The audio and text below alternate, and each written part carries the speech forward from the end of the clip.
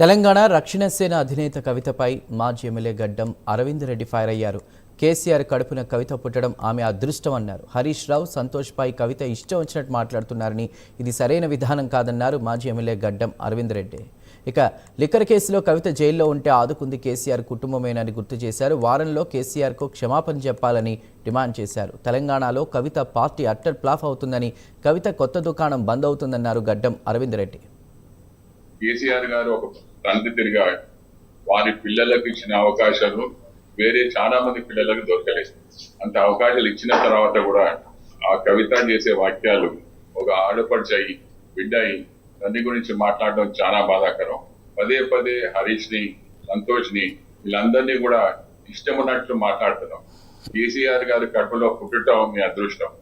అట్లాంటి అదృష్టాన్ని ఒక తప్పుడు అడ్వైస్ తోని ఈ విధంగా అయితే మీరు మాట్లాడుతున్నారో అది చాలా బాధాకరం. ఎప్పుడైతే మీరు ఢిల్లీలో జైల్లో ఉన్నారో ఎవరు వచ్చినా మీరు ఆదుకుంటారు మీ కుటుంబ సభ్యులే. రేపు కూడా ఏం చేసినా కన్నా మళ్ళా మీ కుటుంబ సభ్యులే మిమ్మల్ని ఆదుకుంటారు. దయచేసి ఈ దుకాణం బంద్ చేసుకోండి. ఇంకా చాలా మంది పొలిటికల్లీ అన్ఎంప్లాయిడ్ ఉన్నారు. ఆ పొలిటికల్లీ అన్ఎంప్లాయిడ్ ఏదో కొత్త దుకాణం తెరిచిండ్రు, మాకు దీంట్లో అవకాశం దొరుకుతుందని అందరూ కూడా ఊపుతున్నారు.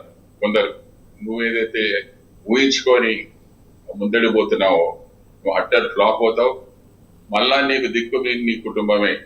దయచేసి నేను పెద్దన్న తిరిగి చెప్తున్నాను, ఇప్పుడన్నా మీరు సార్ దగ్గరికి వెళ్ళి సార్ కాళ్ళ మీద పడి మాఫీ చెప్పుకొని ఈ పార్టీ వీటి అన్ని బంద్ చేసి మంచి ఇంట్లో ఉంటుంది పిల్లలు.